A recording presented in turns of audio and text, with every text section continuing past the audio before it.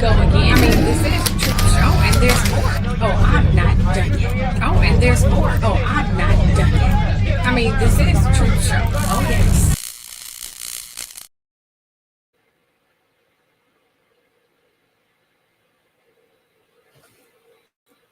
Hi, welcome everyone. Welcome. Welcome to the Truth Show. I'm Keisha. We are going to do something so different today. It's going to be something that is definitely out of the norm. Hope you guys are ready. So I'm just going to wait for more people. You guys wanted more brain food. Y'all wanted history. Remember, that's just it. Y'all said, we want more history. We want more history. You never do history anymore. Well, you know what? I'm doing history with a mix, a little bit of politics, but just predominantly history. However, I'm going to say this. This may upset some people. Matter of fact, I should more than likely start my warnings because I don't want you guys to be coming at me for nothing. So let's go ahead and start our warnings right now. Yeah, let me go ahead and do that. Yes. We're going to start the warnings. Yes, we are. Yes, we are. Please note that this is all alleged. I've never met any of these people. I've deeply researched all of my information. This is a trigger warning. In this video, I may be talking about or showing sensitive material about some subjects or topics that may be disturbing or upsetting or may bring forth some troubling memories, as you read in the description or title. With that said, either end the video now or brace yourself. Aside from that, enjoy. Alrighty, fantastic. Let's go ahead and get it started. Remember, hit that like button, ladies and gentlemen. Hit that like button. I hope you guys are ready for school because we are going to school today. Sorry, I'm not like the other YouTubers. I'm not trying to get glammed up. So it's not going to be makeup, fake eyelashes. I do that for pictures and when I need to do it. I want to be completely nude here in terms of face, so you guys can see me. I just brushed my hair to the back, put a headband on, and ran another quoted shirt. That's it. So moving right along here. Okay. Again, I want to say,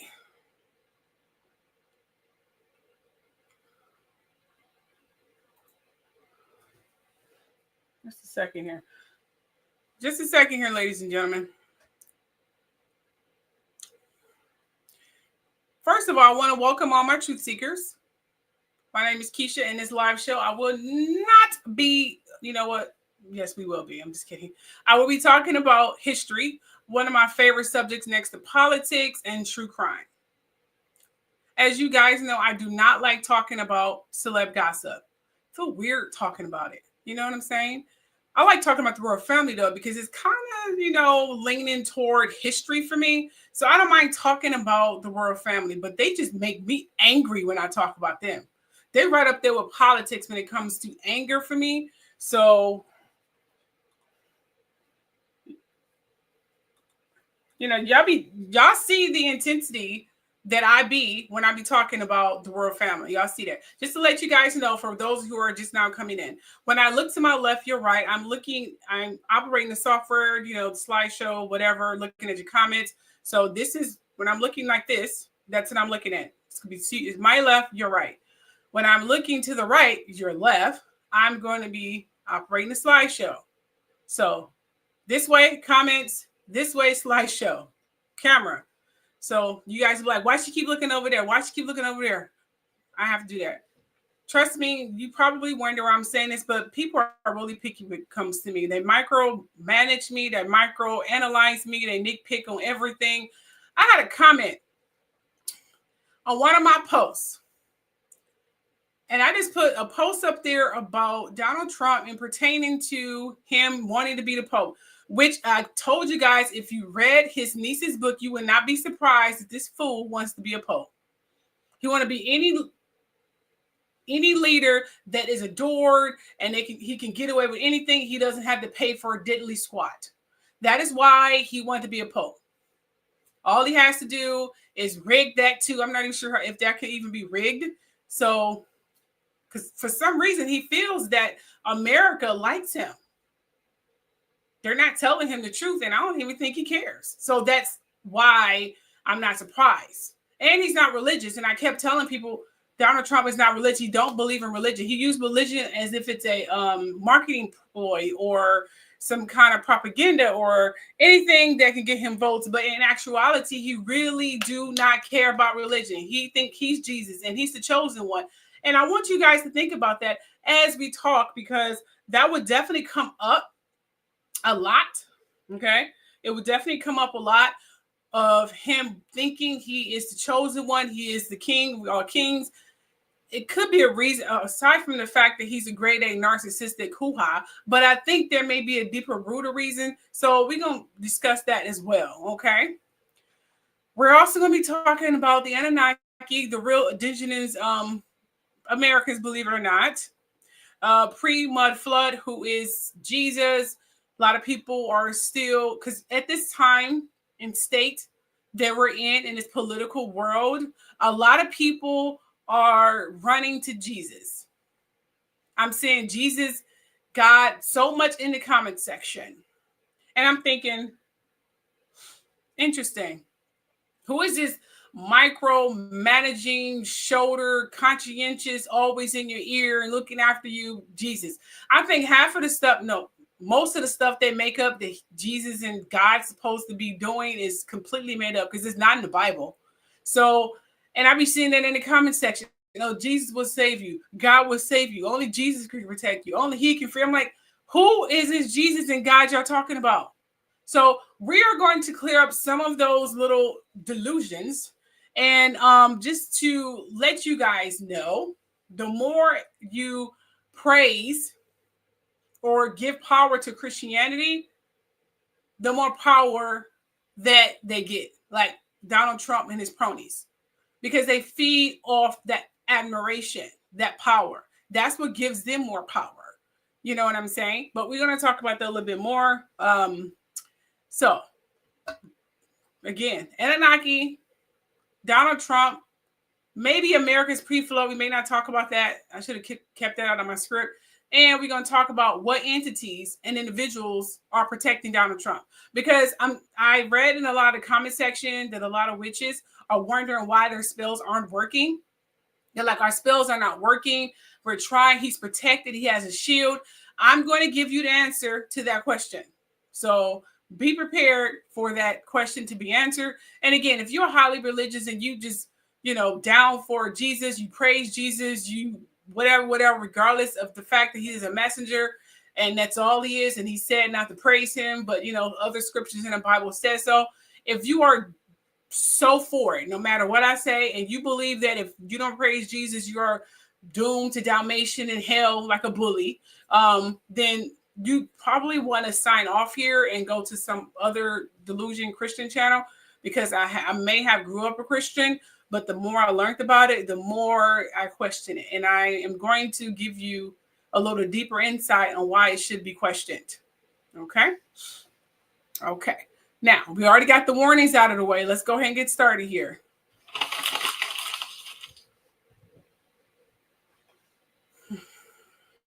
All right. So the question is, what happened to the Anunnaki? There seems to be a lot of talk about what may have happened to the gods Enki and Enlil and God Aman. God Aman is the identity that you end your prayers in.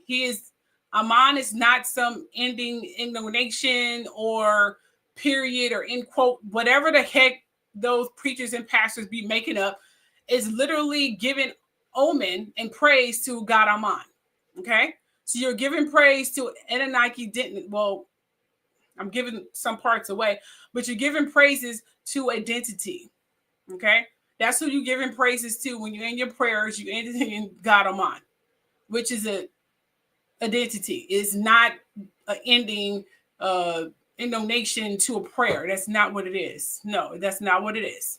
So Please don't take that, even though I've stated that several times periodically through most of my live shows and videos that have talked about in terms of history, religion, and the age of Aquarius and things of that nature. But you guys probably don't listen to anything I'm saying anyway. But I hope you're listening now. And feel free to comment and, do your little insulting and call me a devil, antichrist, whatever you want to call it. I don't really care. I've been called worse. But anyway.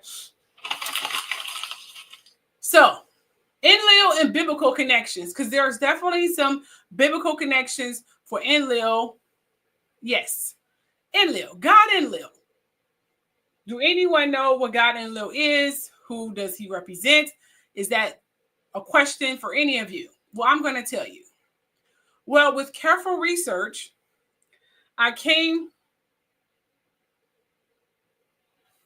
to learn that. Oh, thank you, Bubba. You are the brave person to comment. Some people are afraid to comment for some reason. I'm not even sure why. But then again, it could just be my channel. Well, with careful research, I came to learn that, and this is just a theory now. I'm not trying to say this is what it is in stone. It is in stone, but that's a whole other subject. So technically, it is true. Actually, this has more proof than religious. Like Jesus, Yahshua. This is actually more factual than anything else. But, just want to say that. But anyway, so, but I'm going to say it's just a theory just to ease some of your wounds, because when the truth is brought forth to people, y'all lose your mind. I mean, yeah. So we're going to, stray it softly a little bit. This is pure Keisha. Kiki only comes in when the angers start boiling. That's when Kiki comes in. Other than that, Keisha is going to be predominantly throughout this conversation. Remember, Kiki swears a lot. Very blunt and very honest. And she has a really bad memory. She forgets what she's saying because she be so pissed off about stuff. I love Kiki. Keisha, no.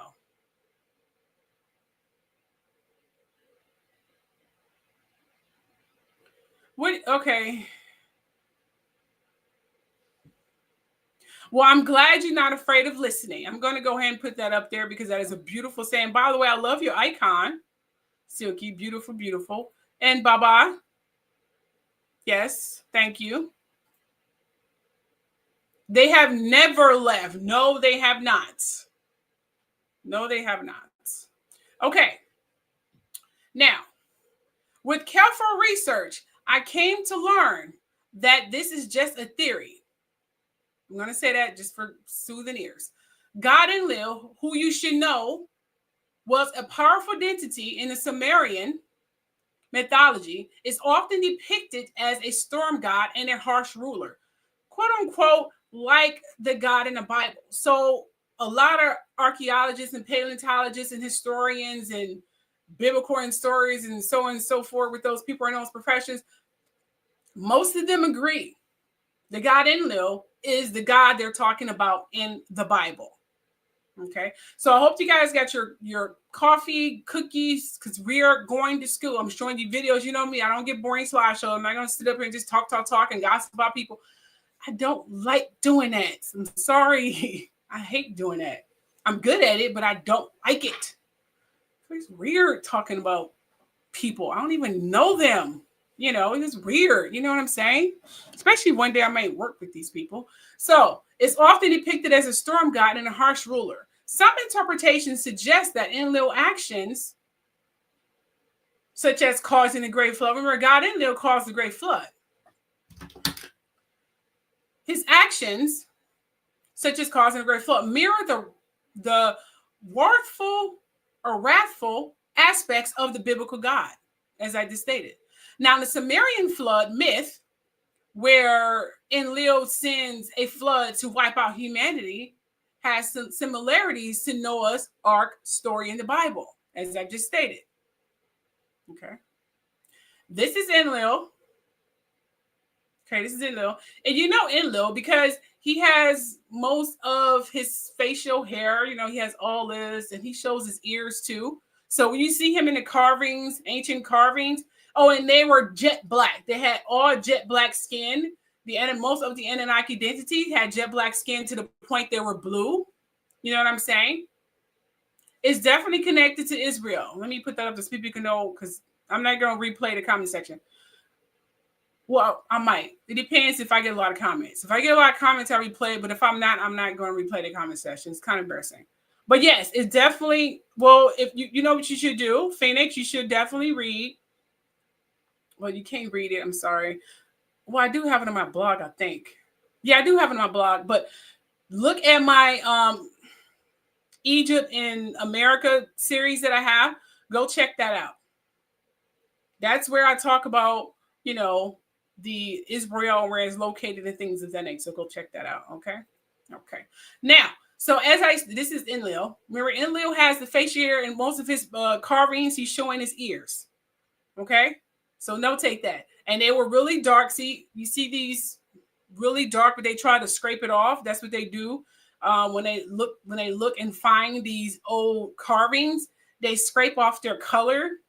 But as you can see, they missed the ear here, which is brown.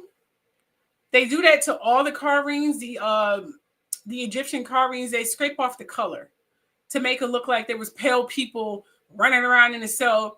I was going to say snow, goodness, running around in the sun without any melanin affected at all. There's a bunch of Caucasian, modern day Europeans running around in the sun and never get burnt, never get sunburned, just free.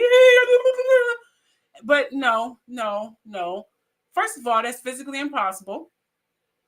Negroes, Black, colored people, some Hispanic people, we are the melanated ones. Okay. Even the ones who are affected, their blood are affected by the sun in terms they get sunburned only because of the chemicals they're putting in their body and on their body. However, once they do get sunburned, they would not peel, they would get burned, and eventually their body would go through a rejuvenation, and then they would start turning dark. Okay, that's what happens to Negro, Black people, and some Hispanic people. Okay, Caucasians who are pure blood Caucasians, because there are a lot of Caucasians who are mixed with a lot of stuff, especially the brown-eyed Caucasians. They may have melanin. They will get burned and start peeling, and most of them are more than likely would die. So by that information alone debunks a whole bunch of Caucasians running around in 100 and some degree weather under the sun without any effects. And it's not even that, it's the cultural trend. Okay. It's a cultural trend that a lot of our people are still following right to this day. You know, the braids and the beads and the dramatic hairstyles. Our people are still doing them same hairstyles, the bonnets that we put on our heads and things of that nature. It's still been followed and trended down by generation, ancestor. So for them to say they are the ones who invented that, okay, then why aren't you doing your hair like you used to do 1,000 years ago? Would you just stopped? But our people are still doing that. We still do our hair like that right to this freaking day. And it's not because we're looking at these old carvings, because a lot of people don't even know about it. My husband didn't even know about the Moors until not too long ago. He had no idea about the Moors. So trust me, a lot of older people don't know a lot about our history. They only know religion, the Bible, and whatever they teach them in school. So don't be afraid to bring your grandmother, your grandfather, your father, whoever, to listen to this, even your religious people, to listen to this video, because they don't have to learn this. In order for there to be a change, they're going to have to learn the truth. You have to get rid of the religious handcuffs. Religion was forced upon the people for control, from domination. Okay? Mainly for some kind of political gain. None of the disciples read that Bible. Jesus didn't write that Bible. He didn't even read it. He was long dead before it was even written. This is just an interpretation for a whole bunch of people who had some political agenda. And that's a fact. So, moving right along here.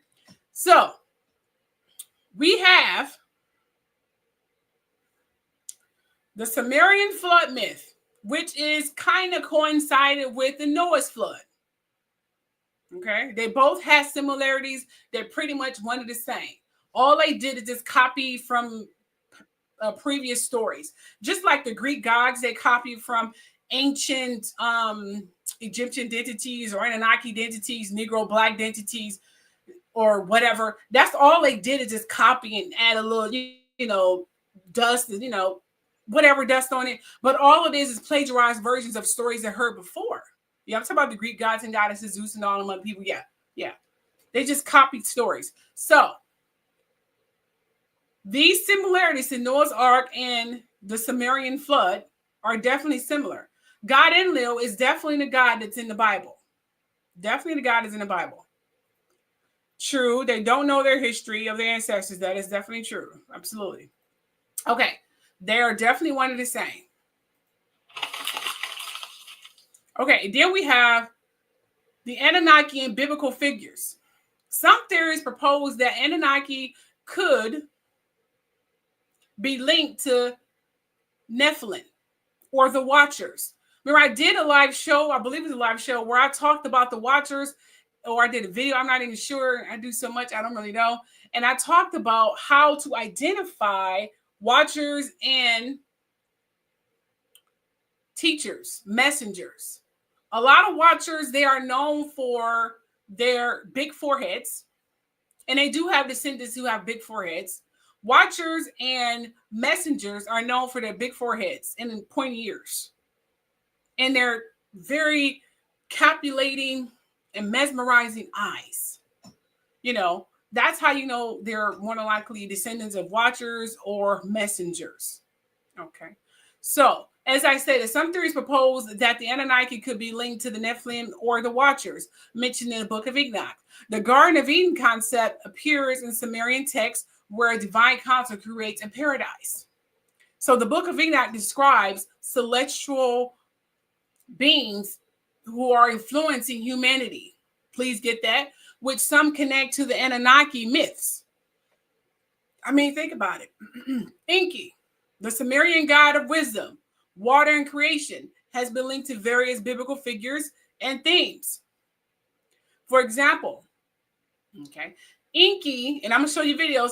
Enki is the figure and identity that was in the Garden of Adam and Eve, who brought forth the truth to them and told them that, okay, my brother is not this God who you think he is pretty much one of you. So they was like, oh my gosh, they didn't know they was naked. He was basically using them as lab rats, have sex, reproduce. That's what he was using them for. Kind of what they're trying to do right now. So when he brought truth to them, they covered up. But of course, we have people with political agendas and want some kind of male dominancy. And what they did was they switched it around and said it was Eve's fault. She gave him a cockamamie apple. Apple means fruit. Fruit means knowledge. She gave him an apple. They only said fruits, but we're going to say apple because that's what they keep saying. But even though they never said what kind of fruit it was, but we're going to say apple. Screw that. No, fruit. Okay. And it was all her fault. That was just male putting the blame on women. That's when the transition was basically starting, and they wanted to get rid of women and their power. God Enlil, which is the brother of God Enki, didn't like and do not like female rulers. A lot of the male gods are afraid of the goddesses because they are very powerful. They are petrified of them. And hoping one day they don't take charge. They call the feminine movement or the goddesses, they call them the beast in the Bible, which is the black zodiac or dark zodiac, whatever you want to call it, which is who they reference the Aquarius. Aquarius is known as the beast, the ruler of demons and whatever. And I'm not lying. That's a fact. That's literally what they call Aquarius as beast. So the age of Aquarius is definitely revered and scared. And they don't want it to come apparent and present. But it's going to happen whether they want it or not. I mean, they can just suck that up. It's going to happen whether they want it or not. So some scholars and researchers suggest that Enki shares similarities with Yahweh. That's the God in the Bible, in the Old Testament. And I'll try to take this script and put on my blog so you guys can, read it for yourself and do your own research. The God in the Bible in the Old Testament, not the New Testament. Now, due to his role as a creator and protector of humanity, okay, because that's what God Enlil was. He perpetrated and kind of was partaked in or an influence for the modern day creations with Goddess Isis. He kind of partaked in that creation. Goddess Isis had another agenda, and God Enlil, he wanted to just be rude and, him. But you get the point. He was a very narcissistic kind of God. He wanted humanity to be in the dark. He didn't want them to praise anyone. If they praise anyone, they suffer. He scared them to rule only him, and that's it. You're not allowed to rule anybody else, but just praise me and me only. You know what I'm saying? Me. That was God Enlil. Sounds like somebody, doesn't it? So that's what Enlil here. But other purposes, that Enki is the one who was more humanitarian and wanted to offer knowledge. God Thoth is a descendant from Enki. Yeah. So Enki characteristics align more closely with Jesus, believe it or not. Okay. Given his association with wisdom, compassion, and salvation. So they're saying Enki may have came back as Jesus. There's no proof that this is even possible, but that's what they're saying. So what are the possible biblical parallels to Enki? Well, as I stated, Yahweh, the God of the Old Testament, some theories suggest that Yahweh may have involved from earlier Mesopotamian deities, including Enki. Enki was known for his benevolence, saving humanity from disasters, much like Yahweh and biblical narratives, Jesus' New Testament. You know what I'm saying? So Enki was the one that warned Noah about the flood that his brother Enlil was causing because people were getting too independent. They was building these conglomerate buildings and praising this God and that God. They were getting too independent. They were always, no matter what he did, humanity always found a way to revere and reference away from his teaching. They went from just praising him to praising themselves, pretty much, or whatever identity or whatever, but mainly themselves. They were becoming more spiritually independent, and he did not like that. He was like, I don't want them to be spiritually independent. I want them to praise me. Just me. They're not listening to me. This is the mind of a very big narcissistic kind of person. Fuck it. This is getting out of control. Give them different languages so they can't freaking understand themselves. Let's do that. Because this is just annoying. They should be praising me, god damn it. This is Enlil. So he gave them different language, especially after Tower of Babel, but that didn't work. They still learned each other languages and, still work together. So he's like, well, fuck it. I'm starting over. Let's flood this whole area over here and call it a day. So he flooded the whole area. His brother Enki went and told Noah, like, okay, my brother is acting like a crazy psychopath, so you might want to take DNA of this animal, from this area, and this DNAs, not the animals themselves, DNA components of this and this and this, and then we'll go ahead and clone these or bring birth or life to these different types of animals.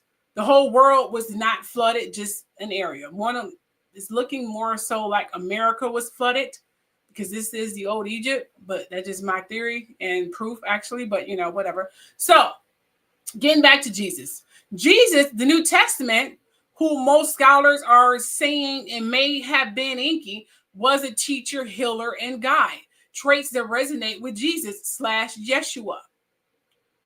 And his role in Christianity. Remember, Jesus did not like Christians. He didn't like what they were doing. Remember, when he first arrived there, he started destroying because it was selling things. That is not what he wanted. He was not a Christian.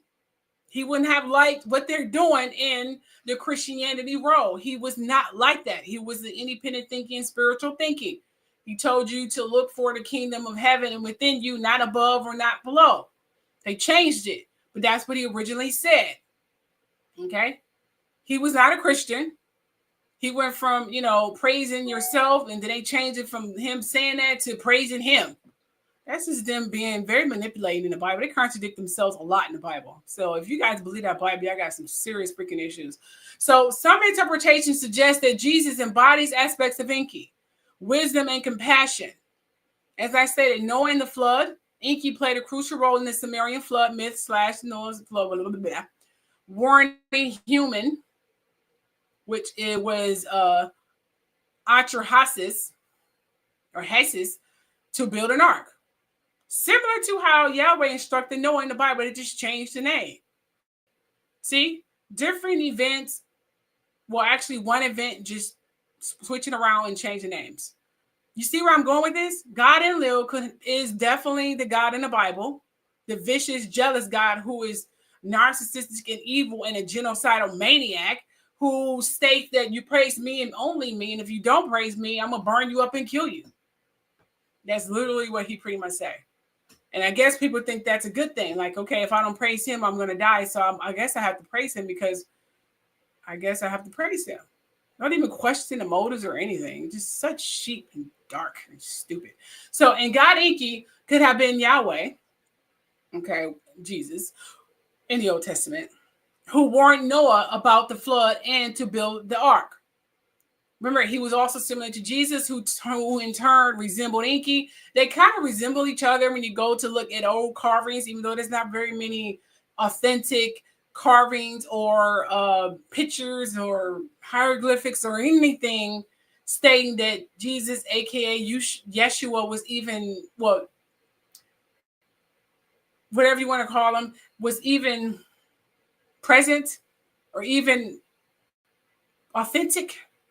Other than that shroud that looks completely plagiarized and just fake, okay? And I did actually a video debunking that shroud years ago. Not sure what I did with it. I'll look for it and I'll link it to you in my post.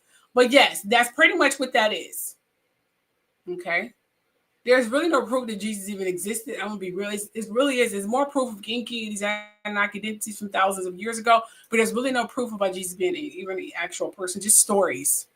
No physical proof at all, which you'll find very crazy considering the huge impact that he had allegedly with Christianity. You know what I'm saying?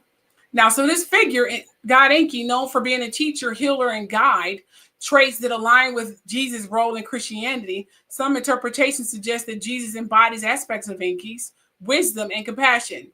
Maybe they were one of the same. It could be possible if Jesus did exist, even though there's no proof. It could be because they're one of the same. They're the same person. Like they came back as other prominent leaders every time period. Okay. For example, it could be that Enlil came back as God Oman. Okay. And the entity in the Bible was just talking about God Oman and Enlil. They just changed the name. So the question is, where are these entities now and what role are they playing right now? Let's find that out right now. Are they just gone now? Like, okay, I don't want to do this anymore. So have they disintegrated, disappeared, gone on to another snowball earth or whatever you want to call it? Where are they? Well, by the end of this video, you would definitely have somewhat that answer. So the big question is, Donald Trump and the age of Aquarius. Okay?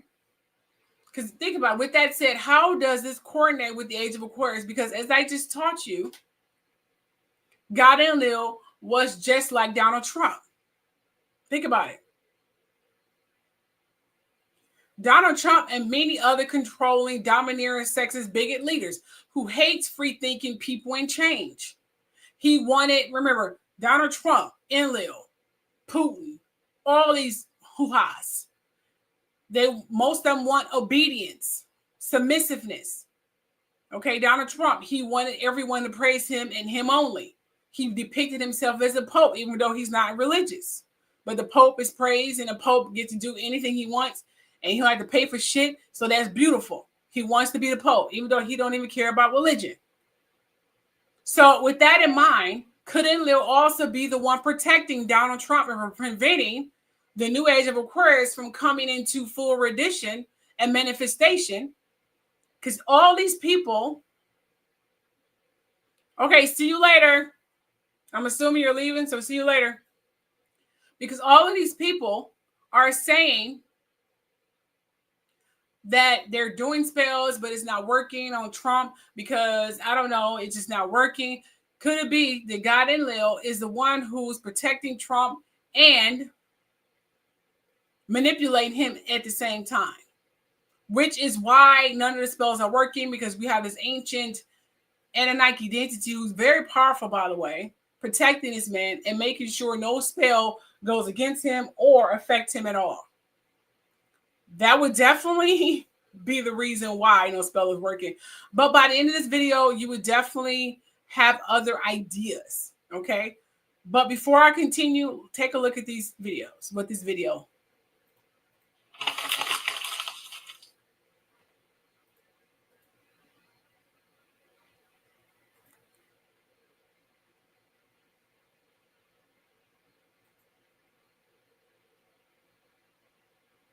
Did you know the oldest ancient text in the world, called the Seven Tablets of Creation, mentions that humans were created by immortal aliens of highly advanced technology?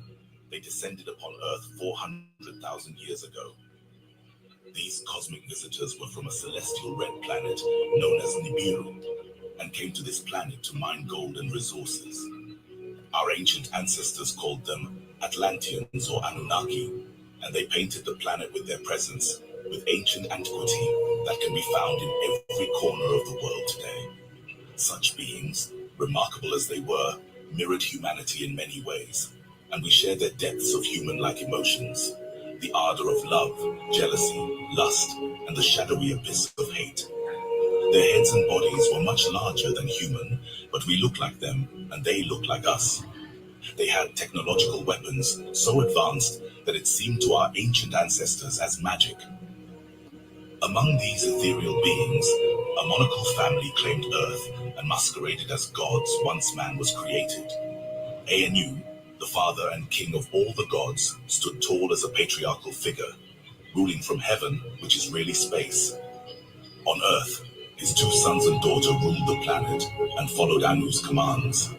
Enki, the oldest son of Anu, was the god of water and the wisest of the gods, holder of all universal knowledge and wisdom. The other brother and more brutal tempestuous son was Enlil, a warrior god of the winds and storms. Enlil commanded storms, floods, and winds, embodying the very essence of nature's fury. Throughout the sacred text, Enki and Enlil were always conflicting and battling each other. Enki wanted to be compassionate towards humanity, and Enlil wanted to keep them enslaved and eventually kill them off. And then there was the daughter and sister issue. But the cosmos itself harbored unrest. Laboring masses of the working class Anunnaki toiled upon the moon and Mars. These beings yearned for solace on Earth that the royals claimed. They began a rebellion against the gods. They fell from Mars and the moon in their spaceships, cascading to Earth like fallen angels of the Bible, ushering in a cosmic confrontation. In this celestial crossroads, Enki, a master of creation, embarked on a daring quest with his sister Isis. A symphony of science and artistry led him to a prime solution: the creation of a new race, one molded from terrestrial clay and celestial essence of them, mixed with the earthly primate in the jungle. This race could stop the rebellion and bear the workload of the working class, Anunnaki. By his side, Isis, a sorceress of genetics, conjured life in her laboratory with deft expertise, seeking to weave. Isis, a sorceress of genetics, conjured life in her laboratory with deft expertise, seeking to weave humanity into existence. However, the path to creation proved arduous, fraught with trials and errors. Amidst this cosmic dance, Isis performed a masterpiece of her own, inserting the primate's eggs into her own womb, giving birth to the first human, Adamu, within a 10-month period. From Adam's core, they extracted his DNA and cloned the genetic material into XX chromosomes, giving rise to Eve, the first human woman, Adam's counterpart who can procreate. completing the grand composition for the multiplying of the race. The very word Genesis means generations of Isis, a testament to her role in birthing humankind as master geneticist and mother of modern humans. The echoes of this cosmic narrative reverberated across cultures and times, inscribed in the tablets of creation and the poetic verses of Enumalish, immortalizing the journey of humanity's origin. Here, the threads of the divine and the mortal entwine, creating a mesmerizing tapestry that tells of our shared genesis, alien DNA, and reminding us that we are all stardust and stories interwoven in the great cosmic fabric. If you like this video, follow now for more ancient myths and legends. Did you know Enlil, also known as Yahweh in biblical text, is an Anunnaki alien who masqueraded as God in the Garden of Eden? Enlil was a formidable warrior commander of the Anunnaki and was bestowed dominion and ownership over the earth and its newly modified human inhabitants. These Anunnaki were false gods and did not create us from scratch, but genetically altered our ancient cousins who were already here on the planet. With newfound authority, Enlil forged a sanctuary called the Garden of Eden, and he was known as the Lord Satan of the garden according to the Sumerian text. This encampment was an outdoor laboratory where these new genetically modified humans could grow and multiply, sheltered from the outside hominids and Neanderthals who lived outside Eden, distant kin to humanity. This sanctuary, a sprawling outdoor laboratory, was vigilantly guarded by armed angelic Anunnaki, tasked to allow neither entry nor exit, and would kill on sight if seen. A solemn decree fell from Enlil's lips, binding the Anunnaki to never unveil the truth unto this new race that they were spiritually their equals, but deceive them by saying they were their creations by them, their God. Enlil, the evil patriarchal strategist, urged Enki, his brother, to weave into human DNA a gene that would seed the need to worship them, ensuring they bowed to their divine creators out of fear and admiration. Yet, secretly in his laboratory, Enki's compassion and wisdom stirred him to gift humanity the power to turn on or off this worship gene at their own volition. Within this Eden, humanity was driven and forced to procreate and permitted to multiply during certain times of the day, like farm animals or horses. At times, the new births of Adam and Eve were so noisy, it would disturb the Lord God Enlil, leading his guards to ruthlessly murder and kill groups of them. Amidst this imprisonment of existence, Enki, walking through the garden, sees the first and original Adam and Eve they birthed mentally and physically enslaved, worshipping a false god, his brother Enlil. From henceforth he promised himself he could no longer bear the burden of deception to them. Destiny beckoned on a day when Adam's work in the gardens took him away from Eve. When she was alone, Enki's eyes met Eve's near the house of life. In tones of love and compassion, he told her the forbidden truths, revealing that herself, Adam, and all the other new humans in the garden were a cosmic kin, endowed with immortal souls and not creatures made by the Anunnaki. He also told her that he was not a god, and the gods were not angels. This revelation stripped away the false shroud of godhood and unveiled the Anunnaki's godlike masquerade to Eve. Upon their Adam's return, Eve told Adam the forbidden knowledge she was just told. The cognitive dissonance scared them. Fleeing, they concealed their nakedness beneath veils of leaves, eluding the vigilant gaze of the angelic guards.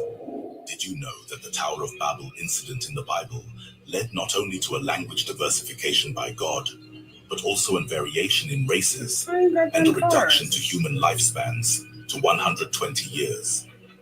Long ago in ancient Babylon, which is modern-day Iraq, mankind was free to live upon the earth, multiplying in large numbers.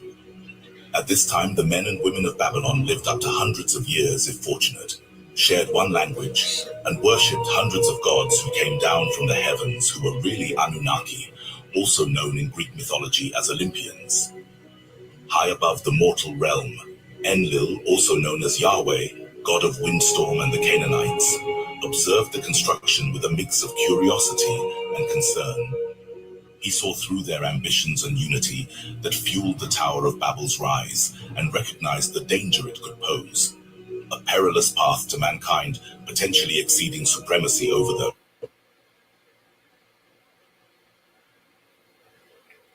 There you go. Fantastic. I hope you guys learned something from that.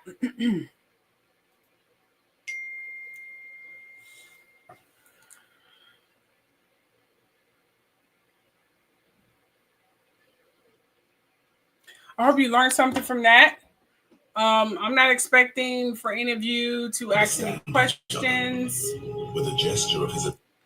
But that is pretty much the gist of what has been going on. A lot of this, after hearing this, will start making a lot of things in the Bible to make sense. You'd be like, oh, this makes sense now. Interesting. You know what I'm saying?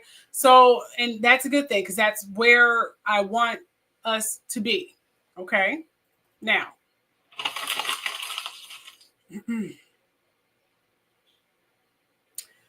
Now, the question is, Enki and Enlil, as we know, are archetypal, okay? Archetypal forces influencing different eras and their roles. Today could be seen through the lens of societal shifts. For example, Enki in the age of Aquarius is all for. Enki is all for the age of Aquarius. Enlightening spirituality, free thinking, not combined it or confined it or cuffed to,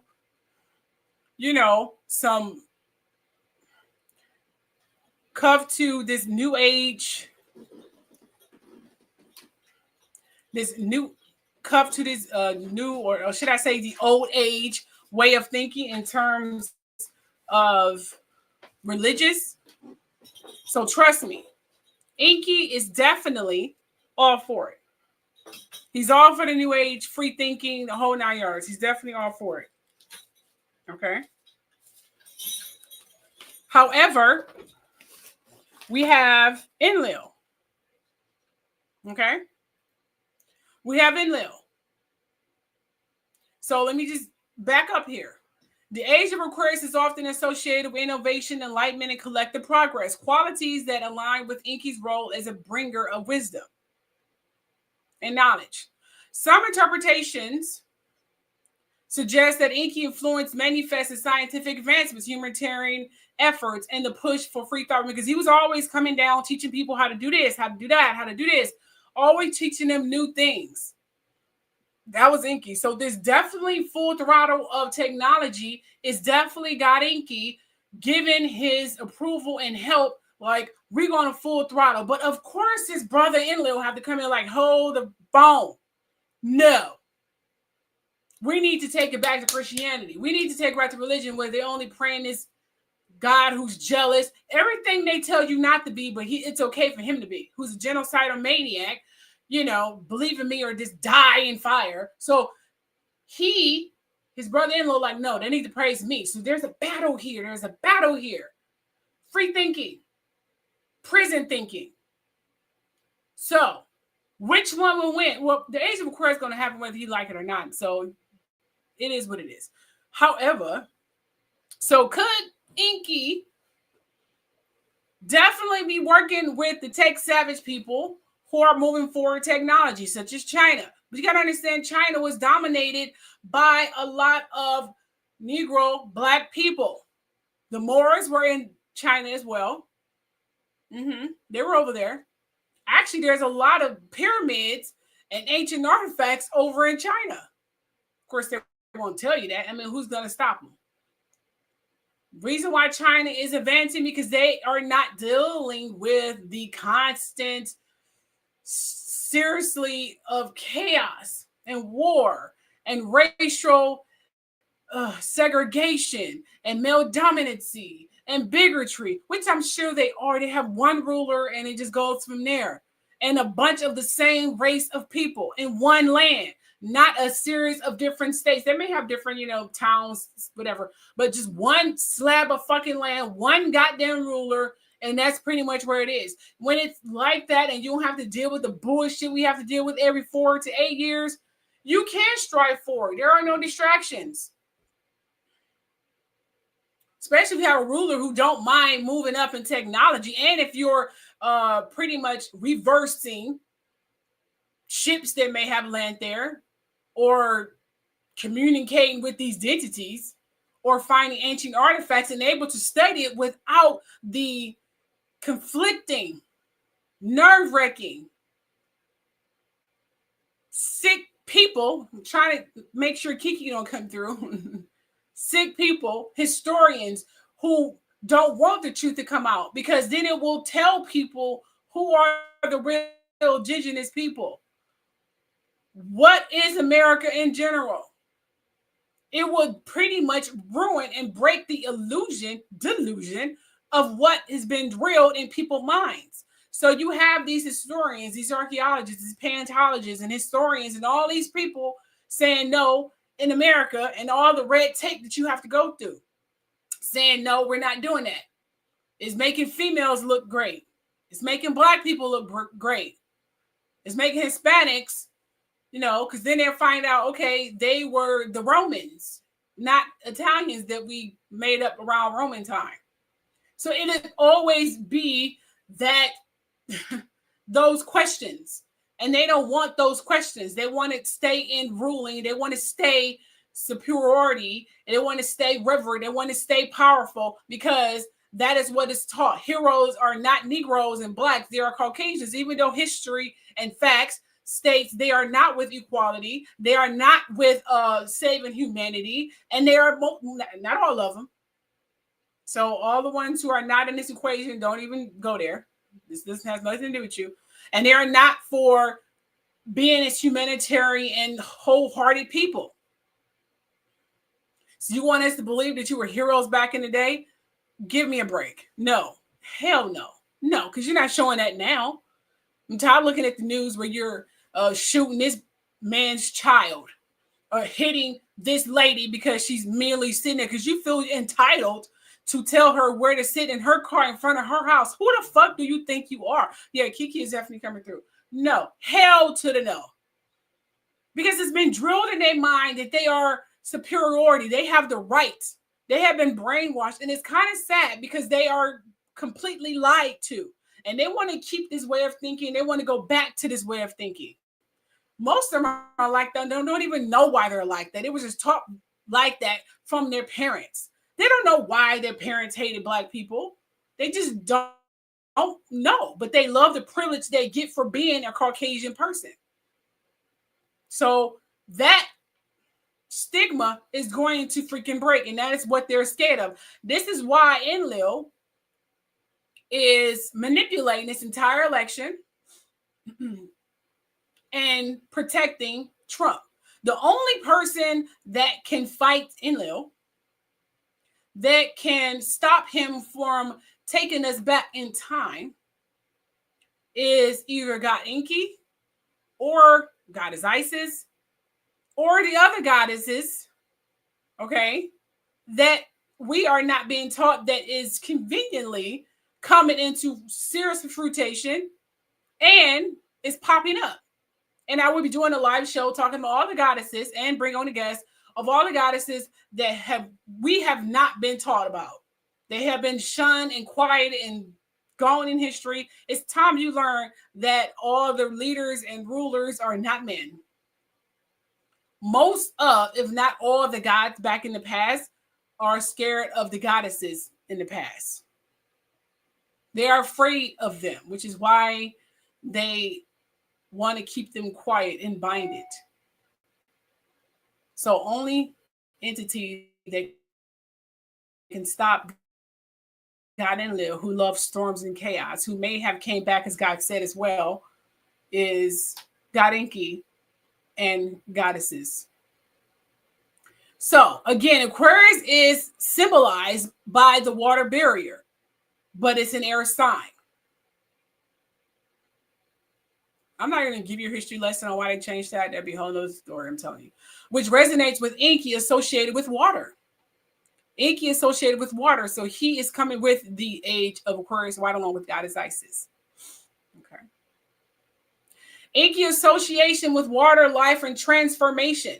So a lot of people, Aquariuses, Tauruses, Leos, Scorpios, are going through a transformation right now. That's north, south, east, and west. Earth, fire, water, air, and earth. Well, I say earth, but you get the point. That's what it represents, north, south, east, and west. However, Enlil believes, and this is Enlil, the one who's more than likely protecting Trump. Enlil believes and wants the total opposite. Enlil's role in modern times has significant impact. You see, Enlil, known for the strict obedience and control, might struggle with the free-thinking, rebellious nature of the Age of Aquarius. They call, again, the Age of Aquarius the beast in the Bible. I tell you to rever against the beast. Yeah, my Ukrainian sisters and brothers, we are known as the beast and the ruler of demons. And the way they have seriously changed the meaning of demons will pretty much take you all by a serious freaking surprise. A lot about demons as well, by the way. So historically, Enlil was considered a harsh ruler. And it's the reason why they lie about demons, because they don't want you to know the power you have by bringing them up. See, the Bible is all about making sure that you are not in line and can't tap into that power. Church Christianity is all keeping you binded. They don't want you to know that they use witchcraft. They call upon the demons for help and jinns. They don't want you to know the power of these entities or these non-human beings, so to speak. Demons is not who they say in the Bible. Okay? You can ask for their help, and they will help you. Oh, yeah. But we were taught to rever against them. They're evil, just like they said witchcraft, even though they're using witchcraft at church all the time. Even with their demonically possessed, all they doing is putting the spell of praising Jesus back onto them. That's all they doing. You know, that's a spell. It's casting a spell. That's all it is. The church uses what they tell you not to use. They don't want you to know these things, because then you can literally annihilate the church. And they make too much money for that to happen. But what it is. So historically, Enlil was considered a harsh ruler, enforcing divine laws without compromise. What does that sound like? If his influence continued to this day, it may manifest itself in authoritarian structures and flexible traditions and resistance to change, as we're pretty much seeing right now through Trump. So that's why you can't do any spells on Trump, because he's been manipulated and controlled by God Enlil and his soldiers. But get this, God Enlil may have come as other identity as well. Like I said, the unknown, out of nowhere, God Aman and Amen. You know, the God that you in your prayers to. Yeah, that's God Aman and Amen. That is not an intonation or what quotation or period or whatever the hell they teach you in church, because they haven't really taught you anything on why you ended in Amen. It means you're giving praise to this person. As I stated, he came back several times as himself. Yeah, as God Enlil from Anunnaki Deities. Okay, and then he came back as God Aman. And he's pretty much prayed at himself in the Bible. They just gave him a different name. Oh, yeah. And now he's manipulating Trump and all his soldiers. So, yes, the one whom you are in your prayers to is the entity who wants nothing but obedience and sheep. He don't want freedom. He wants you to praise him. Get on your knees and praise me, damn it. That's what he wants. You don't know why you're doing it. You're just doing it because they tell you to do it. When do we stop questioning? Now, so Enlil and God Aman. Let's give you a history lesson of that. The comparison to God Aman and Aman, or Amun, is intriguing. Amun, or Aman, was a hidden supreme entity that literally came out of nowhere. He had no background. They didn't know who the fuck he was. It just got in, disappeared when, God Aman and then men came in. Okay? So supreme entity in Egyptian mythology often linked to divine authority and cosmic order. This is Enlil, remember? Enlil has more of a full beard. He shows his ears. And Inky beard is not really that full. But anyway. And these are the other deities as well. There are a lot of females. Ishtar, a lot of females. There's a lot of female goddesses. You guys need to learn about them. So linked to divine authority and cosmic order. Like Enlil and Amun was associated with power, kingship, and obedience, reinforcing the idea and structured hierarchical divine force. Now, if these ancient figures still influence human consciousness today, we might see Inky's energy in progressive movements and Enlil's energy in traditional institutions. Hence the battles we're having now with the old age of Pisces versus the new age of Aquarius. Remember, the age of Pisces was with control, divinity kind of, and idolatry, things of that nature. That's what the age of Pisces was. It wasn't no free thinking in the age of Pisces. It was more control and obedience, being honest, because that's what it was. So that's what the age of Pisces brought forth. But you have the age of Aquarius, which is in the Bible is called the beast and what they're revering you against. That's divine melanated secret codes is 666, and they tell you if you are marked with 666, that means you worship the beast. Yeah. Sure. Now, when they say that, that means the melanated people, the true indigenous people, will be brought out of the dark, and the truth will definitely come. So if you are marked with that number, and that means you believe that they are the indigenous people, then you are marked with the beast. It's not really a bad thing, but the Bible teaches you not to praise that. Like they teach you to do a lot of things that enlighten you and totally question and plummet their entire power. Anything that will have any compromising or some kind of negative effect or their power, they will tell you to wail against it and scare you into doing that. Nothing's going to happen to you. You just become more powerful and clear-headed.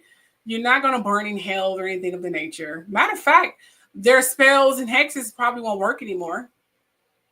The more submissive you are into Christianity, the more you are pretty much open to spells and hexes because you already brainwashed under that particular spell. So therefore, you become an open vessel to other spells. Just want to point that out. So, but let's talk more about God Amun and Amen. What influence he has, how he relates to God Enlil, and aka the God in the Bible. Now, before I dive deep into that, here's some clips. Because I'm a visual person. I got to give you guys visualization because I just want to. Did you know that when we conclude our prayers with Amen, we are in actuality giving worship and praise to an evil Anunnaki alien man named Marduk, who is also known as Amun-Ra in the Egyptian pantheon. Amun-Ra gave a decree thousands of years ago on Earth that humans should honor and thank him by saying his name, Amen, at the end of their prayers. Amun-Ra, also recognized as Marduk in Sumerian text, was the chief god deity of Babylon and is an immortal Anunnaki alien who has covertly governed and owned planet Earth for millennia and still owns it now. Amun-Ra was responsible for initiating the significant pyramid wars in Africa and the Middle East over 50,000 years ago, leaving the lands in complete desert due to the advanced weaponry that destroyed most plant life. His intention: he yearned to be the singular God revered by human beings who were engineered in the Garden of Eden. Each member of the Anunnaki royals was allocated designated periods in the cosmic constellations to govern and rule Earth. However, a significant Great Flood incident resulted in the overshadowing of Amun-Ra's designated time to rule. The Anunnaki and Atlanteans from Nibiru represented a diverse civilization. The Anunnaki royal family from Nibiru possessed a lineage that connected to both reptilian Draconian and Lyran Syrian ancestries. This lineage which arose 12 million years in the past, was the result of a peaceful union of marriage agreement between a royal reptilian female from the Orion Empire and a Lyran Syrian male from the Galactic Worlds Federation. This union initiated a brief period of harmony and additionally birthed a novel royal hybrid race. These warrior-like beings, muscular and exhibiting both various dark and light skin tones. The full-blood royals were said to have skin so dark that it would appear Arcturian blue to the human eyes, and with facial attributes reminiscent of African Asiatic people, which is recognized in our ancient records today as the extraterrestrial Anunnaki royalty. They are the paramount monarchical leaders of the diverse civilization of Nibiru, and, interestingly, they represent the engineer-creator gods of modern humans, venerated in ancient Sumerian to Babylonian civilizations. Deep within this lineage, Marduk was the son of Enki,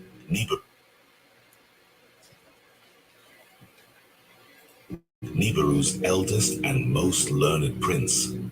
Enki was born to King Anu and a servant woman of Pleiadian heritage.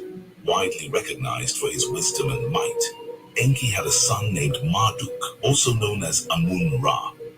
After a long myriad of years, when he finally ascended to power on Earth, he decreed that whenever humans communicate with the divine, they should direct their devotion to him and conclude their invocations by uttering his name, Amen. Amun-Ra would use his rule to bring mankind into a state of dehumanization, of assault, slavery, genocide, and destruction in his name and the one religion of him. Amun-Ra ordered Joshua and Moses in biblical text to slaughter children, assault and sacrifice innocent women and men in cities who worshipped other Anunnaki aliens other than him. Deuteronomy 22:28-29 reads like this: If a man happens to meet a virgin who is not pledged to be married and assault her and they are discovered, he shall pay her father 50 shekels of silver. He must marry the young woman, for he has violated her. He can never divorce her as long as he lives. This is one of the many clear texts in this gospel that showcases this deity was not the creator God that we believe in, but an alien man giving incentives for genocide and assault of modern human communities for his patriarchal gain and reptilian mindset passed down from his heritage. He was constantly in confrontations with his kin regarding his ambition to be the paramount deity of both humans and the planet in archaic eras. By pressuring the infamous Pharaoh Akhenaten of Egypt to introduce the concept of monotheism, insisting on the renunciation of venerating multiple gods who are really extraterrestrial beings, and urging allegiance solely to himself as the sole and only god, now known as Amun-Ra, the sun disk god, no longer keeping his Sumerian Babylonian name, Marduk. The canonized Bible, specifically the books of Exodus, Judges, and Deuteronomy, in truth depicts a conflict between humanoid aliens equipped with sophisticated technology, who manipulated humans as instruments, compelling them to battle and eliminate each other in the name of their god, Amun-Ra. Marduk's lineage, including his progenitor Enki and sibling Thoth, were disconcerted by his aggressive tendencies, which echoed the sinister nature of his uncle, Enlil, also identified as Yahweh.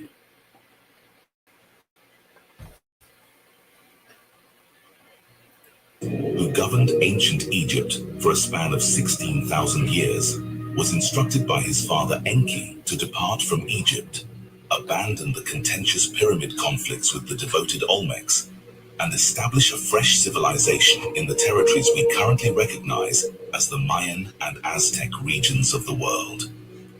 Recognized as an exceptionally potent Anunnaki, Marduk, or Amun-Ra, was reputed to embody the capabilities and technologies of all Anunnaki beings of all worlds.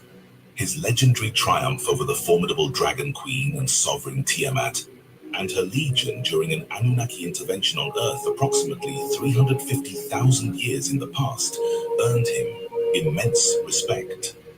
The Anunnaki, in appreciation, conferred upon him 50 titles and designated him as their leader, with 50 being a number of great import, formerly linked to his uncle Enlil. whom Marduk supplanted as commander god of Earth after his reign. Operating from an orbiting saucer-like craft or shining sun disk, Amun-Ra's dominion extended primarily over regions like ancient Babylon and eventually, after contest with his brother Thoth, ancient Egypt. He revealed his genuine form solely during a rendezvous with Moses on Mount Sinai. Furthermore, Marduk is recognized as the father of Nabu, the Babylonian wisdom deity, whose facial depiction is immortalized on the iconic Great Sphinx.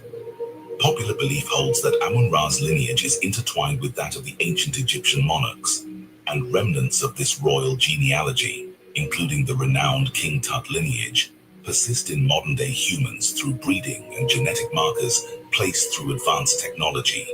Yet Amun-Ra's disposition was far from benevolent, with a distinct narcissistic god complex streak.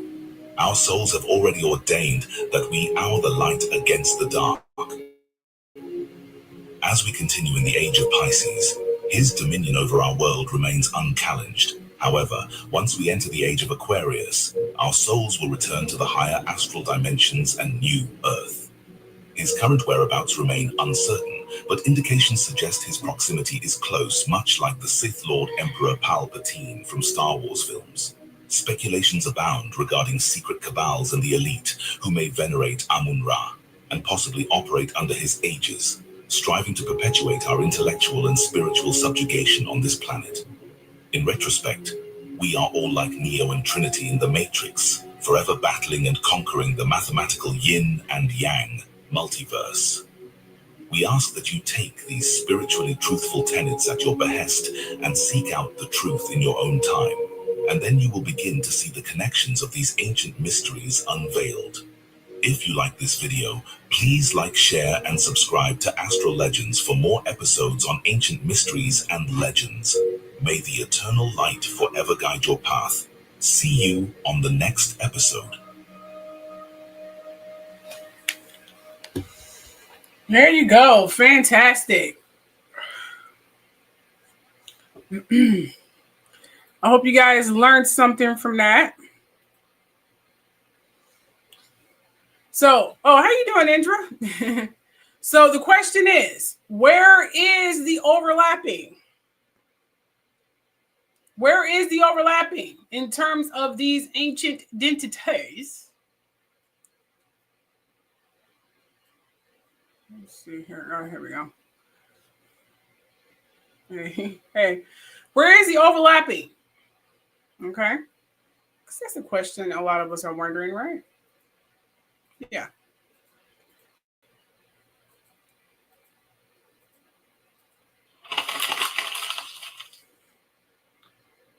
You see, Enlil and Amun / Amen, Ramun, do share similarities. They're saying that was his son. There is no proof that was his son at all, but, whatever. They do share similarities as powerful authoritative deities in their respective mythologies. Both were associated with divine rulership, obedience, and cosmic order. Enlil in Mesopotamian tradition and Amun in Egyptian belief.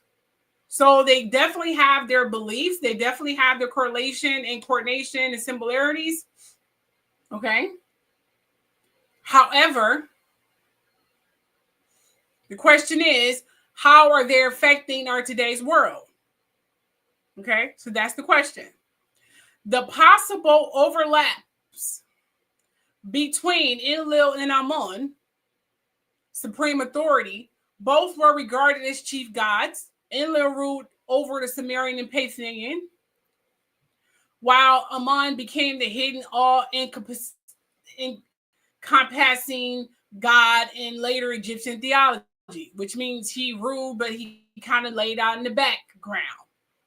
But he definitely put his name forth, saying, okay, do this. All this is, believe it or not, is God and Lil learning from his past mistakes. Instead of being upfront with what I want to do, I'll be in the back, doing my thing. Kind of like what he's doing right now with Donald Trump and all these little Project 2025. Instead of showing his true self, I'll just manipulate those who are in power, because he can do that. Oh, yeah. So he definitely using the same tactics, just, in different scenarios.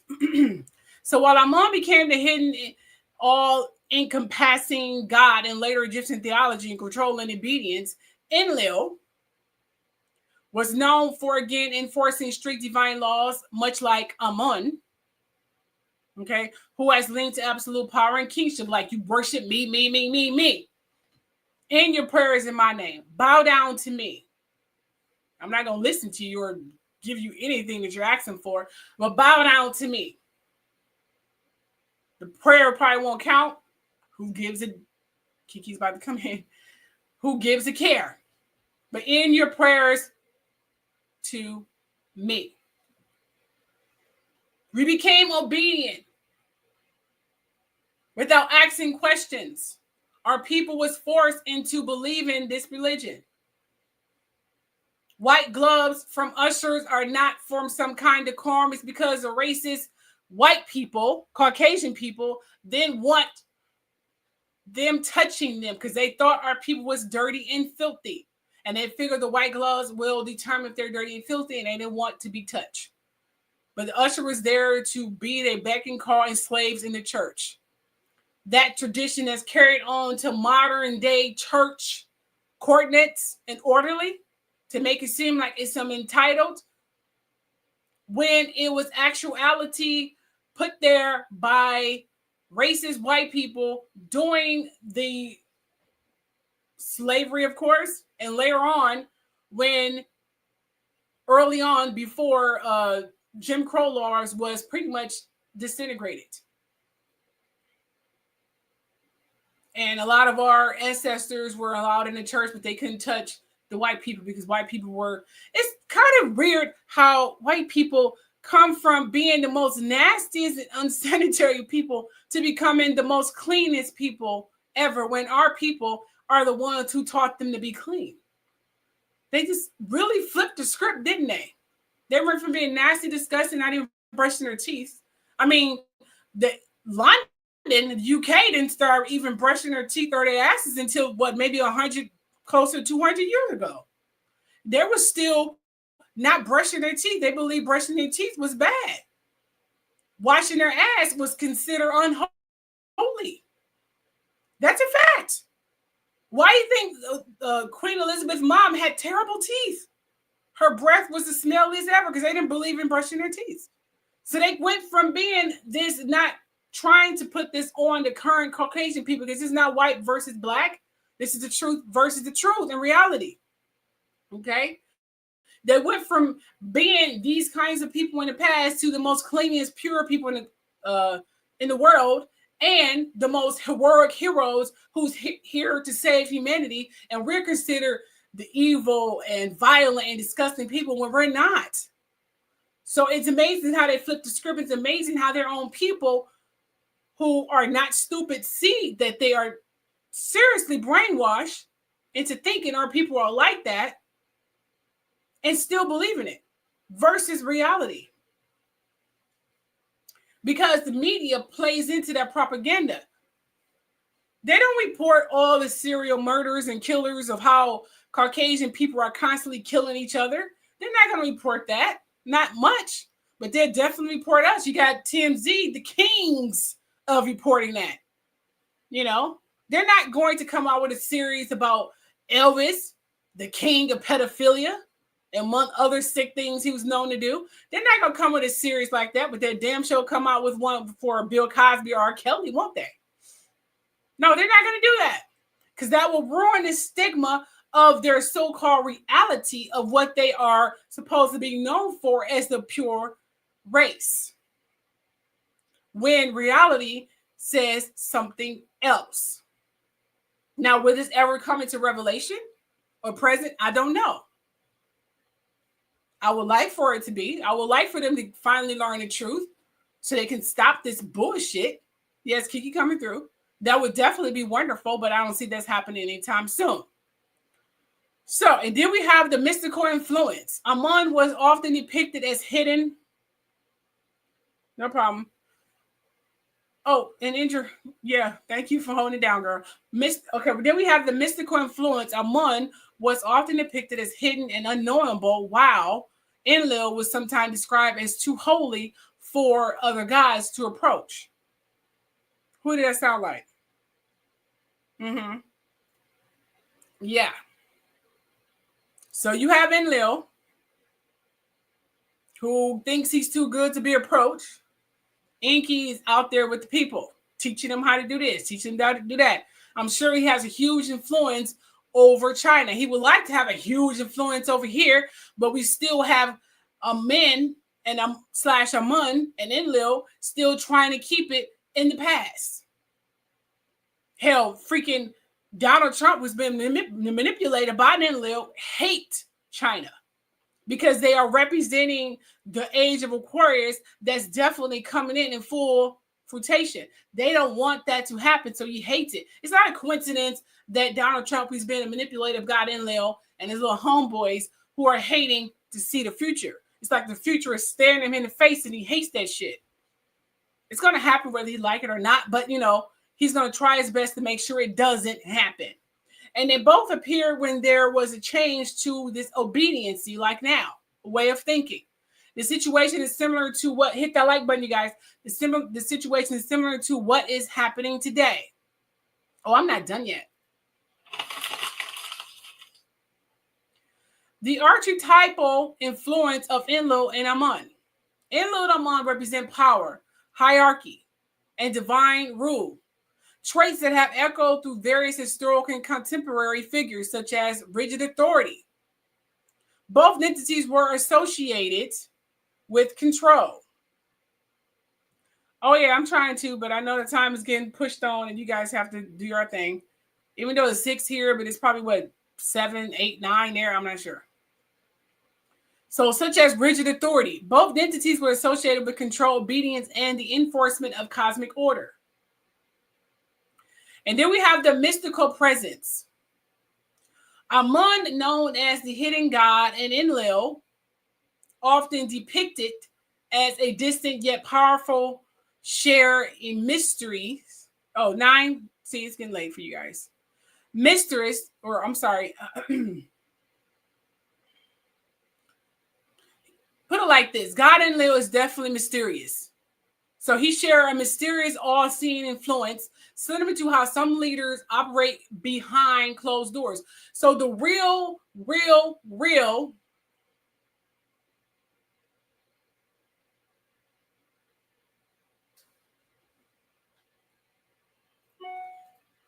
Okay, answer your questions for how do we know the Anunnaki is real? Because there are definitely ancient artifacts, the Mesopotamian tablets, all of them, Sumerian tablets, I'm sorry. There are historical proof that they existed. These here are carvings of them. This is not AI or drawing. These are real. They have more existence of them being real than Yeshua and Jesus. So they are definitely real. Yeah. Mm-hmm. Yeah. And what did you say? You said, Sunshine, I am absolutely amazed that videos said the exact same thing my tribal elders all said about the true blue bloods are the original people whose skin was so dark it appeared bluish black. That's true. That's the truth. And you said you are saying everything, my great. I'm glad. I'm definitely. Thank you so much. That's true. And yes, my girl Indra. Mm-hmm. So yes, that's definitely true. Okay. And make sure you guys share, hit the like button, okay? Now, so as you saw, Enlil stepped back from being the forefront during the, time of Noah and all them, blah, blah, blah. He decided to operate more behind the scenes, pretty much what he's doing right now. He's operating behind the scenes. He's manipulating this whole thing, rigging the election. It's kind of weird that the election was rigged and helped to be rigged by Elon Musk, who actually represents the future. How in the hell did he get Elon Musk to go along with rigging the election? What did he promise Elon Musk? That's the question we all should be asking ourselves. You know, like what did he promise Elon Musk? So, divine right to rule. Ancient kings and emperors often claim divine approval, much like how modern political figures evoke traditional values and nationalistic power to justify leadership. Pretty much, they are against change. They want to stay with the tradition. They got rid of predominantly the federal part of our federal government, the people, the employees who were with the future. They fired all of them and gave them a huge settlement, so to speak. They get rid of all of them. They reshaping our federal government. Hence Project 2025. That is what they're doing at this current moment. They're making sure all of their ducks are in a row for when they throw the hammer down, which means when they come with full force. There will be a war.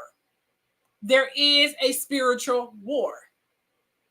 There will be an extraterrestrial war. We will see that war.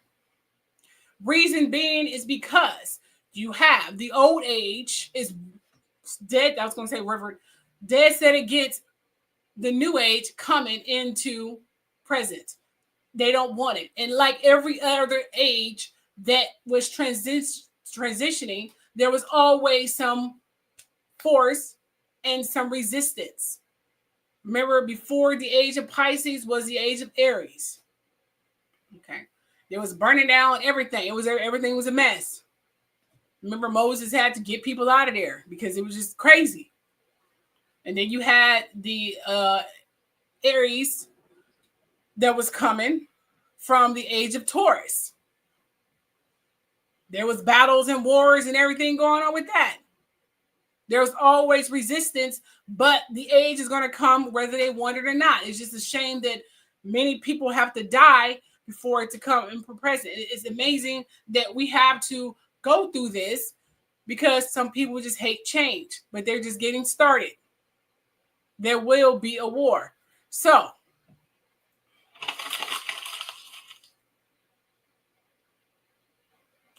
oh yeah, I don't watch the news either. Yeah, I haven't. Yeah, The View. I love The View. I haven't watched it a lot lately, but I definitely love The View. I might have to watch it, do like a recap or something later. But I definitely do watch The View. Absolutely. Yeah. Would you say, Sunshine? Those in that castle are not royalty. They are thieves. They are not blue buds, and they are not of us. Stolen lands, resources, knowledge, titles, and medical. Hell yes. Absolutely. I've been saying that for years. They parade around everything they stole from our ancestors. Everything they stolen, they parading around as if they worked so hard for it. They stole all that stuff. The royal family, I was going to give it a sneak peek of that, came into full power during the trade and slavery.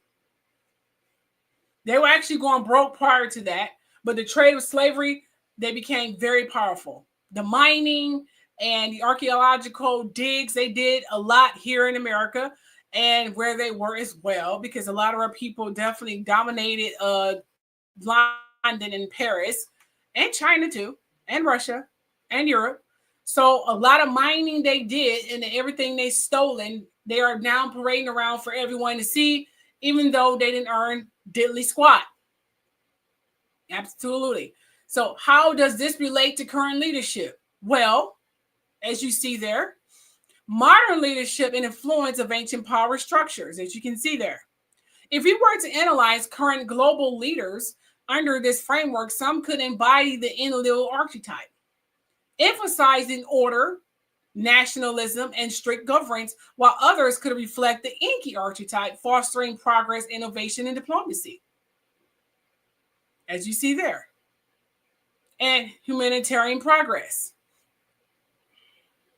So we have the Enlil-like leaders who just want to stay in reverence and male dominancy, and women can go fly a freaking kite.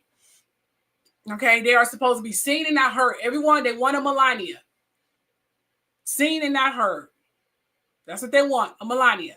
You are not allowed to talk. You are not allowed to do anything. Just be pretty. Not going to happen. But that's what they want.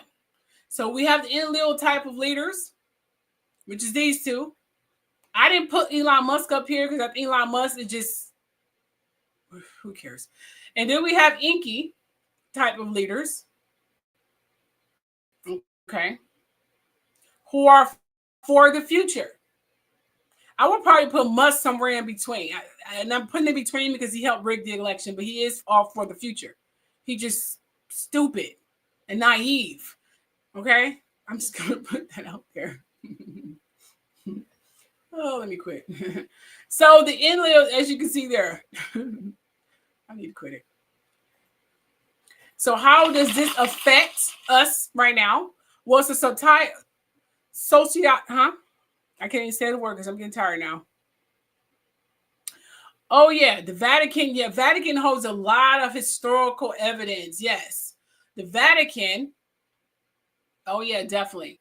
Yeah, related to the castle stole. They got a lot of stolen scrolls. They have truth about the Anunnaki deities. They actually designed a lot of their robes and things of that nature from Anunnaki deities and Egyptian rulers and pharaohs. They take a lot of their designs and they made it into their robes and stuff. So yeah, they just copy and plagiarize. That's what the Vatican is doing. They just copy and plagiarize. So that's definitely true. So societal structures and power today, even beyond individual leaders, we see echoes of Enlil and Amun's principles in global institutions, such as Enlil-like governance found in authoritarian states, religious fundamentalism, and system built on tradition and strict hierarchy. Meanwhile, we have Inky-like progress reflected in scientific movements, demographic reforms, and tech-driven societies, pushing toward enlightenment. Okay. Now, don't get fooled. Now, China may be ahead in technology, but they are somewhat of an old authoritarian kind of state. So don't, just because they are enlightened in technology, because there's nothing else to do down there, they are still authoritarian in a lot of restrictive way of teaching. They don't allow their people to do a lot of things. So they kind of straddling the fence a little bit. Okay? And very racist toward our people. So the clash between progress versus tradition, wisdom versus obedience, and reform versus control, that's currently where we're at, has played out across history and seems to continue in modern politics and global power struggles. Now, the question is, what can we do about it? Okay. Because like I told you, a lot of people are wondering why witchcraft is not working. Why my spells are not working on Donald Trump. What am I doing wrong? It appears that some self-proclaimed witches have indeed claimed that their spells don't seem to work on Donald Trump, suggesting that he has some form of spiritual protection or energy shield. He does. Others speculate that political figures, especially those with strong public influence, may have layers of energy around him, making magical interference difficult. Now, we could consider the possibility that Enlil's archetypal energy represents a typical type of person or entity. Because remember, the protection he has is the manipulation and protection of God Enlil. Because Enlil is with the politics and the plan that these Project 225 people are with. He manipulated all of that. He's so with it.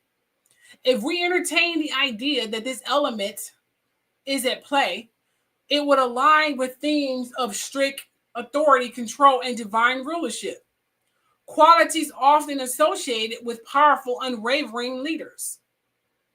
Okay. For example, Enlil was known for enforcing obedience and order, which could resonate with Trump's leadership style and the way he commands loyalty from his followers. But then we have Enlil, Remember, he's the one. So you got to think about it. Enlil is the one who's manipulating and using and protecting Trump. I can't say it enough throughout the entire live show, which could be the reason why no spells have worked. So with that in mind, there is an alternative way to make changes and affect this current nightmare. So you want to know, what can we do? What can these witches do? I'm going to tell you what you can do. Because everyone is doing the wrong. You try to put spells on, you can't. We're talking about Enlil, okay? He's the most powerful entity. Seriously, he's the second born.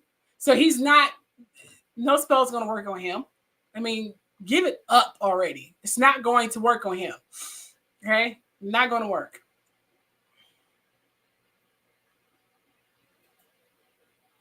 Okay, you said these same tribal elders said our technology and invention is in that Vatican. It is. Our technology is also buried in that ice. It is. This is the true reason they banned everyone from, I know. It's definitely over in Antarctica. And that's been uncovered like crazy, but we won't ever know about that. You probably get some videos leaked on TikTok or something like that. But we won't ever know about that because they don't allow a lot of us up there. And the tour they give you is so definitely restricted and off limits to a lot of stuff. So they won't allow you to go up there. See, that's why we can't find out anything in America, because it's so refined and restricted. You know what I'm saying? It's so off guard. You can't do mining in the Grand Canyon. You can't do mining no goddamn where. Nowhere in mountains you can do mining or digging, because they won't allow you to uncover the truth. Because if you uncover the truth, everything will go to kaputs and you'll find out a lot of shit that they've been lying about. You see, I got to see the movie Brandy Clayton with the old ladies. I did see a movie with Brandy and that lady. If you were talking about the same movie where she had to clean up her BM and stuff, it was disgusting. Yeah. So what can be done? And you probably want to screenshot this here to my practicing witches. Screenshot this. Okay.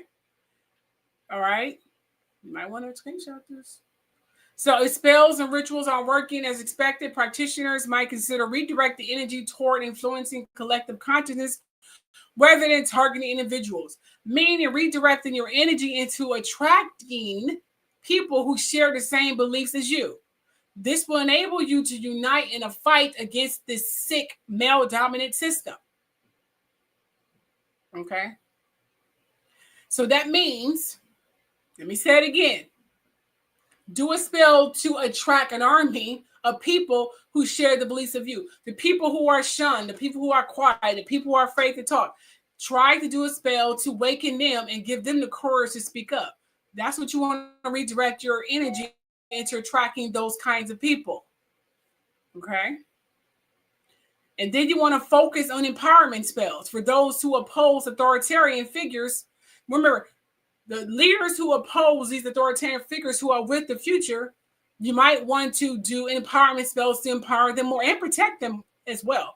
So whoever imposes authoritarian figures, rather than attempting to direct magical interference, meaning doing spells that protect, enhance, uplift, and empower leaders who are against Donald Trump or whatever. That way they can ignite a change and do an investigation on Elon and Trump with the help of Putin, because, you know, Putin, they've all rigged the election. So you need to do spells to empower those figures, protect these figures, give them the power and influence they need. So that's the spells you want to put on in order to put a change, to fight against Enlil, who's manipulating Donald Trump. And then you want to explore alternative spiritual practices that work with broader societal shifts rather than singular figures. So the goal is to educate individuals about various aspects, such as their personal motivations, their societal norms, and the conditions of their environment, meaning teach them the truth about politics, religion, the earth, and everything. Enlighten them about the truth, because a lot of people who do have power within themselves don't know the truth. They're still blinded. So you need to teach them about a lot of stuff. Put a spell where they are learning the truth, where they're empowered by the truth, or surrounded by the truth. Like, put a spell where everything that they have been taught to now be questioned. Like, put these reminders in their face, or put this in their feed, or whatever the case may be. Let them see the truth. Let them be bombarded with the truth. You know, that's what you want to do. So redirecting your energy, focusing on empowerment spells and exploring alternative to spiritual. Once you do that, the people who have been shunned, like the federal government agencies and employees that they fired, they will come out of being shunned, okay, and start doing something that might work. Well, it will work. Because right now, they are all quiet. Kamala's not saying too much. Obama's not saying too much. Clinton's not saying too much because they are afraid. You need to empower them with courage. So do spells to give them courage. Let them know they are protected. Put protection spells on them. But give them the voice, the enlightenment. Okay? That's what you need to do. You need to empower those who oppose this. Because right now they're shunned. That's how you're able to fight people like God Enlil and his manipulation and his little army. That's how he was able to lose power several times over. But now he's afraid he's going to lose it for good. That's why they are scared of the beast, the age of Aquarius, because that means this empowerment that he had for thousands of years will be disintegrated. It will go away. There will not be any more male dominancy. No ending prayers in God Oman and kneeling down to a God who say you either praise me or you get burnt in hell. He's afraid of losing his power. You have to empower. The good will always overpower the bad, but you have to bring forth the good and enlightenment and truth, which means you have to bring them out of the dust, the darkness that they have been so encaptured and enslaved in for so many years. It's time for them to wake up. So do spells and empowerment of the leaders. Protect them like the Obamas, the Harrises, the Clintons, the Bidens, or anyone else. You know, not just them. Put a protection spell on them, empowering them to tell the truth. And anyone else who opposed them, wake them all up. Wake your ancestors up. You know, with the fight, wake them up. Tell them to help you if they haven't been reincarnated. That's who you need to put spells on. That's what you need to do. Putting spells on Donald Trump is not going to work, especially if he's pretty much being protected by God in. It would never work. It just bounce off him like a really heavy wax car. Okay, so that is it. That's all I have for this show. I hope you guys liked it. Hit the like button. Thank you, Sunshine. It was a pleasure. And Andrew, you always holding it down, girl. And anyone else who's just been in the comment section, just listening and not really saying anything, thank you. The next one will be about exploring the goddesses who have been lost and forgotten. It's time for you guys to learn about the female goddesses now. It's time for you guys to learn who they are. They are bad. You're going to love them. Now, these are the kind of videos I like to do. I don't like talking about celebrities. I get too fine fakes about celebrities. I don't like cursing like a sailor, but people seem to like that. I don't like that. But whatever entertain you guys, that's what I do. But anyway, love you all. Have a wonderful night. Peace. Here's a brief word from my sponsor. The world's falling apart. Every day, another shocking headline makes you wonder what tomorrow will bring. That's why those who knows what's coming are using today to prepare. I'm talking about getting your family some high-quality emergency food from My Patriot Supply. My Patriot Supply is a nation's leading preparedness company. They've been in business for going on 14 years now, and they've served millions of American families. Now they want to help you by giving you $50 off their popular 4-week emergency food kit. Oh yes. You get 4 weeks of food per person with meals designed to give you more than 2,000 calories a day. By the way, this food stays fresh up to 25 years in proper storage, so it will be there when you need it. Other food goes bad first, you know what I mean?